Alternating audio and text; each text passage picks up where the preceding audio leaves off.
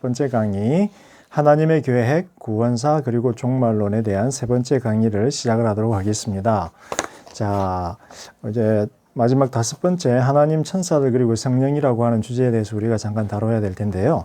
자, 하나님의 구원사가 이루어지기 위해서 주무대가 예수님이고 두 번째 무대는 사도들의 삶이었지만, 이 하나님의 구원사라고 하는 큰 틀을 이렇게 보게 되면 그 안에 다양한 인물들이 등장을 하는 걸 볼 수가 있습니다. 자, 그 중에서도 일단 제일 중요한 인물은 누구겠어요?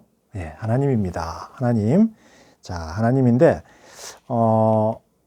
누가복음하고 사도행전에서 그 구원사를 이루어 가시는 제일 중요한 주체는 누구일까요? 하나님이죠. 근데 하나님은 얼굴을 보여주시나요? 안 보이시나요? 직접적으로 그 모습을 보이시나요? 안 보이시나요? 한 번도 하나님은 자신의 얼굴을 보이지를 않습니다. 여기에 우리의 딜레마가 있습니다. 여러분이나 저나 하나님의 말씀의 종들이고 사역하는 사람들이고 봉사하는 사람들인데, 딜레마는 뭐예요? 그리고 우리는 하나님을 모시고 사는 사람들이고 하나님을 섬기고 사는 사람들인데, 우리의 딜레마는 하나님이 보이지 않는다라는 겁니다. 그리고 하나님을 직접적으로 볼 수가 없다라는 겁니다. 여기에 우리의 딜레마가 있습니다. 누가복음에서도 하나님은 자신의 모습을 직접적으로 계시하지를 않습니다. 간접적으로 자신을 보이시죠. 어떻게? 목소리를 통해서. 그래서 누가복음 3장에 보면 예수님께서 세례를 받고 물 위로 걸어 나오실 때 하늘에서 소리가 있죠. 이는 내 사랑하는 아들이니 순종하라. 그리고 9장에서는 변화산상에서 예수님이 변화되신 다음에 구름 속에서 목소리가 들리죠. 이는 내 사랑하는 아들이니 순종하라. 하나님의 목소리가 몇 번 들리는데, 굉장히 특별한 경우에 한해서, 예수님의 정체에 연관된 경우에 한해서 하나님의 목소리가 들렸죠. 그런데 재밌는 것은 하나님의 얼굴은 보이지 않는데 하나님에 대한 언급은 온 사방에 다 있다는 거예요. 누가복음도 그렇고 사도행전도 그렇고 예수님이 사역하든 제자들이 사역하든 하나님의 얼굴은 보이지 않는데 모든 게 다 하나님을 언급을 하고 있다는 거예요. 하나님이 계획하시고 이루시고 하나님의 은혜가 이런 식으로. 이 말은 무슨 말이에요? 이 모든 누가가 묘사하는 하나님의 구원사의 배후의 주도자가, 진짜 주도자가 하나님이시라는 거죠. 그런데 하나님이 이 모든 것을 주도해 가시지만 직접적으로 얼굴은 보이시지 않기 때문에 뭐가 필요한가요? 조력자가 필요하죠. 조력자. 하나님을 도와서 하나님을 대신해서 구원을 이루어 나갈 조력자가 필요합니다. 이 조력자들 중에서 가장 중요한 분은 누구일까요? 바로 예수님이죠. 예수님. 자, 예수님이 이 땅에 오신 이유는 하나님의 은혜를 가지고 구원을 이루기 위해서 이 땅에 왔죠. 그래서 예수님의 존재 자체가 하나님의 계획하고 동일시되어 버려요. 예수님의 존재 자체가 하나님의 계획하고 동일시되어 버리기 때문에 예수를 영접하는 자는 하나님을 영접하는 것이고, 예수를 거절하는 자는 하나님을 거절하는 것이 돼요. 자, 그런데 다양한 하나님의 작품들이 등장을 해요. 하나님의 작품들이 등장을 하는데, 혹은 하나님의 일들, 혹은 하나님의 어떤 그 역사들이 등장을 하는데, 역사들이 좋겠네요. 그죠? 첫 번째는 역사와 세상에 대한 하나님의 은혜로운 간섭이 존재를 해요. 하나님은 보이지 않는데 하나님의 은혜로운 간섭이 존재를 해요. 그래서 누가복음 1장에서 보면 스가랴가 하나님을 찬양하면서 하나님께서 은혜 가운데 나를 찾아오셨다, 우리를 찾아오셨다라고 고백을 해요. 그리고 마리아도 가브리엘 천사가 자신에게 하나님의 아들이 잉태될 것이다, 성령으로 라고 하는 소식을 듣고 나서 하나님의 은혜가 내게 임했다라고 이렇게 이야기를 해요. 그러니까 무언가 인간의 역사에 대해서, 세상에 대해서 하나님의 간섭이 임했는데, 이 간섭을 은혜로운 간섭이다라고 이야기해요. 하나님의 은혜로운 간섭. 이 하나님의 은혜로운 간섭을 통해서 모든 구원이 진행되어져 간다라는 거예요. 자, 그런데 이 하나님의 간섭뿐만 아니라 또 다른 요소들이 하나님의 역사를 증거하고 도와줘요. 그거는 뭐냐면 율법과 성령입니다. 성령에 대해서는 우리가 더 자세히 다루겠지만, 자, 시므온이 예수님을 만난 다음에 누가복음 2장에서 아기 예수를 만난 다음에 성경을 인용을 하죠. 성경을 인용을 해서 이스라엘의 영광이요 이방인들의 빛이다. 그 다음에 또 성령이 그 위에 머리 위에 머물러 있어서 다 감동 속에서 아기 예수를 보게 하죠. 율법, 성령이 하나님의 조력자로 사역을 하는 거예요. 그 다음에 또 보면 기적들이에요. 기적들이 하나님의 역사를 또 간접적으로 증거를 해요. 자, 예수님께서 왜 어떻게 해서 기적을 베푸시나요?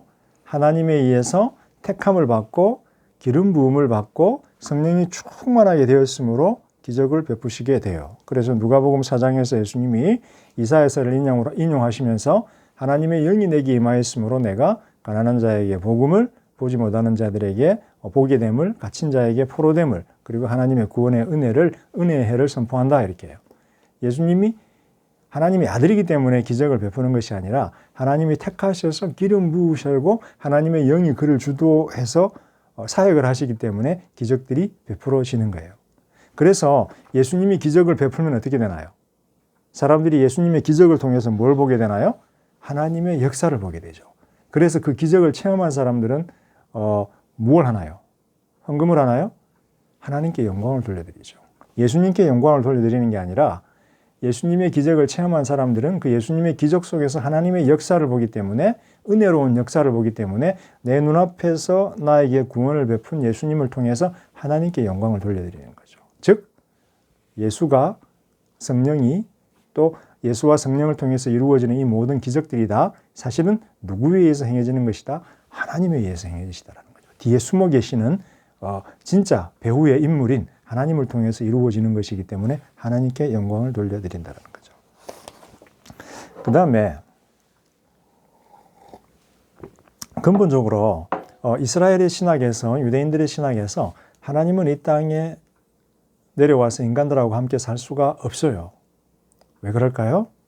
죄인된 우리 가운데 살게 되면 죄인이 다 죽어버리기 때문에 죄인인 인간이 하나님을 대면하여 볼 수 없기 때문에 하나님을 참아낼 수 없기 때문에 하나님께서는 우리 가운데 육체적으로 물리적으로 와 계실 수가 없어요. 우리가 죽으니까. 그래서 하늘과 땅, 즉 하늘에 계신 하나님하고 이 땅에 있는 우리들 간에 중재하는 중재자들이 필요한데 가장 빈번하게 등장하는 인물들이 바로 천사들이에요. 천사 보셨나요? 천사? 예. 잠자고 있는 여러분들의 아들, 딸을 보면서 천사의 얼굴을 하고 있네. 천사네. 그런 천사 말고 하늘로부터 내려오는 천사. 예수님 당시에 바울 당시에 제2성전시대 유대교에서는 하늘의 세상에 대한 관심이 굉장히 급증했어요. 그리고 하늘의 세상에 누가 살고 있을까? 하늘에 누가 살고 있을까? 이런 관심들을 가지게 됐어요. 그래서 천사에 대한 이해가 급속도로 발전을 하게 돼요. 천사들에 대한 이해. 그 중에서도 구약 성경에 보면은 천사 중에서도 제일 높은 천사가 하나 등장하죠. 누군가요? 주의 천사. 주의 천사. 그래서 유대인들은 이 주의 천사가 미가엘이다. 천사장 미가엘이다. 라고 하기도 하고 또 어떤 유대인들은 아니다. 가브리엘이다. 라고 하기도 해요. 그런데 우리 신약 성경에 보게 되면 미가엘 천사장은 별로 잘 등장을 하지를 않아요. 전쟁하는 사람이라 전쟁하러 가니라고 대신 가브리엘이 천사가 등장을 많이 해요. 가브리엘 천사가 등장을 많이 하는데 1장에 보게 되면 누가복음 1장에 보게 되면 가브리엘 천사가 무엇을 하러 나타나나요? 마리아에게 그 다음에 스가랴에게 그 아기의 탄생, 하나님의 은혜로 말미암는 아기의 탄생을 알려주려고 등장을 해요. 거기서 천사는 어떤 역할을 한다? 하나님의 메시지를 전달하는 자의 역할을 해요. 그래서 천사들은 사실은 보이지 않는 하나님의 대리자예요. 하나님을 대신해서 이 땅에 와요. 그 다음에 하나님을 대변해요. 보이지 않는 하나님이 너희 가운데 있다라고 하는 것을 사실 천사가 대변해요. 동시에 천사들은 하나님의 메시지를 인간에게 선포해요. 그래서 하나님의 메시지의 선포자예요. 자, 여기까지는 우리가 충분히 이해할 수 있는데 그런데 하나님의 메시지가 전달되는 중요한 방법이 하나가 있죠. 유대인들에게. 그거는 구약성경이죠. 구약성경. 구약성경 속에 선지자들을 통해서 하나님이 이미 예언의 말씀을 전달했잖아요. 그러면 지금 새롭게 하나님에 의해서 보냄을 받은 천사들하고 성경하고 관계는 어떻게 될까요? 천사들이 등장해서 성경을 해석해 주게 되죠. 그리고 설명해 주게 되죠. 다시 말하면 1장에서 보면 스가랴 앞에 나타나서 마리아에게 나타나서 과거의 성경을 언급하면서 성경을 설명을 해주죠. 그리고 예수님께서 죽으시고 부활하신 다음에 천사가 2명 나타나죠. 빈 무덤에. 그리고 여인들에게 뭐라고 이야기해요? 인자가 고난을 받고 죽어야 할 것에 대해서 기록되어 있지 않더냐 성경에. 그러면서 성경 말씀을 풀어주면서 그 성경을 해석을 해주게 돼요. 그래서 천사가 단순한 계시, 전달을 뿐만 아니라 성경과 하나님의 말씀을 풀어주는 해석자로서의 역할을 해요.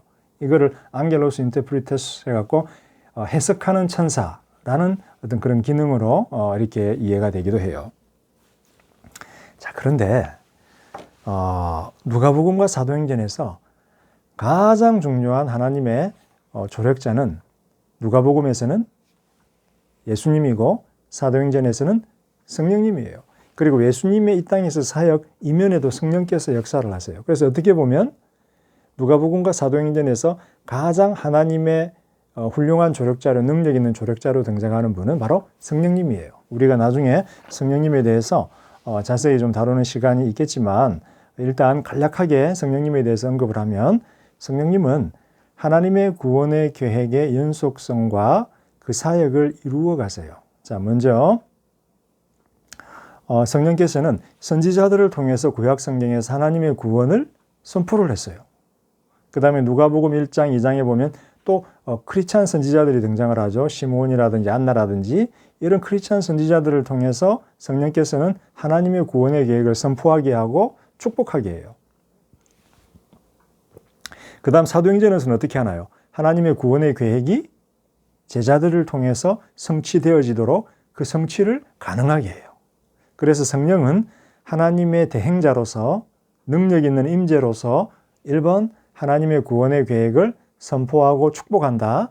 2번 제자들을 통해서 예수님을 통해서 그 하나님의 구원의 계획을 성취하는 것을 가능하게 해준다라는 거예요.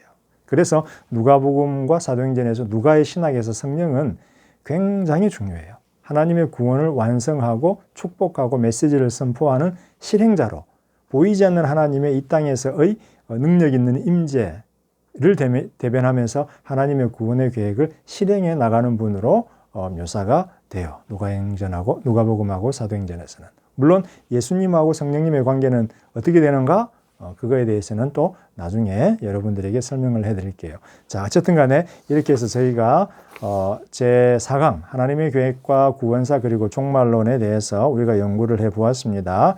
여러분 아까 제가 두 번째 강의 시간에 말했던 과제를 따라서 여러분들이 과제를 해 놓으시면 제가 또 거기에 맞춰서 출석을 체크하도록 하겠습니다. 자, 여러분 다음에 또 뵙겠습니다. 안녕.